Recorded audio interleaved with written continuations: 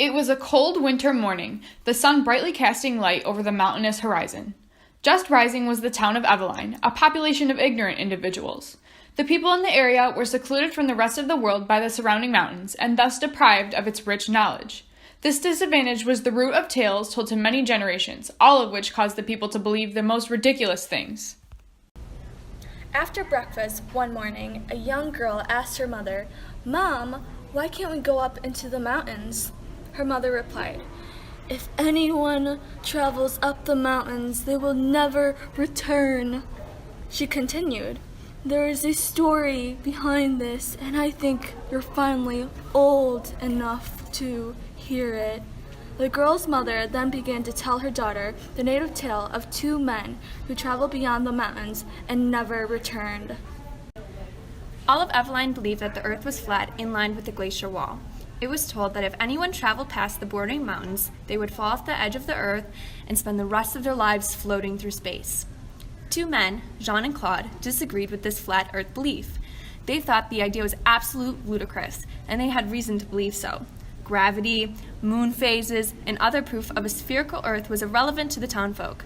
Not only did everyone think that the men were crazy, they were deeply offended that anyone would dare go against their traditional beliefs of the flat earth.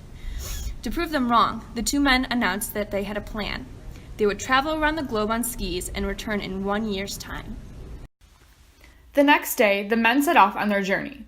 The people of Eveline were not concerned of their safety. In fact, they did not want Jean and Claude to return.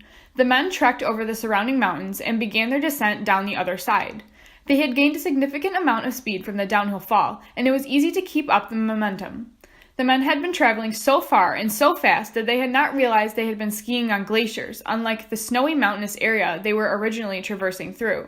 Jean, the front man, was awestruck when he saw the edge of the earth approaching. He attempted to stand up straight and force his poles into the ground to slow them down, but it was far too late. Claude never even saw it coming. They skied off the edge of the earth and were never seen again. After 1 year's time, Jean and Claude's initial departure, the people of Eveline noticed a new set of stars in the sky. They were unusually bright and could not be ignored. No one could determine what they meant. Some believed unknown beings were approaching spaceships and would attack the land. Others believed distant explosions were occurring. Eventually, a man in town recognized that they were in a pattern, two people on skis.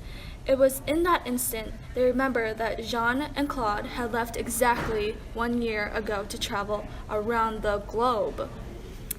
This was a message encrypted in the stars that the men had skied off the edge of the earth and would forever remain falling through space. The young girl was awestruck by the story her mother had told her, yet she could not help but ponder if this was actually the truth. No one had actually spoken to the men because they never returned, so how could anyone know that they were stuck in space? She did not put much thought into it after this moment, though. She felt it was best to keep quiet about the situation, as she did not want the whole town to hate her like they did the men. Meanwhile, in a place called Hawaii, Jean and Claude were having the time of their lives. They were completely unaware that there even existed other climates besides the indefinite winter they had previously resided in. Their beliefs were right after all, and they could finally live in a place where people agreed with the science that they did.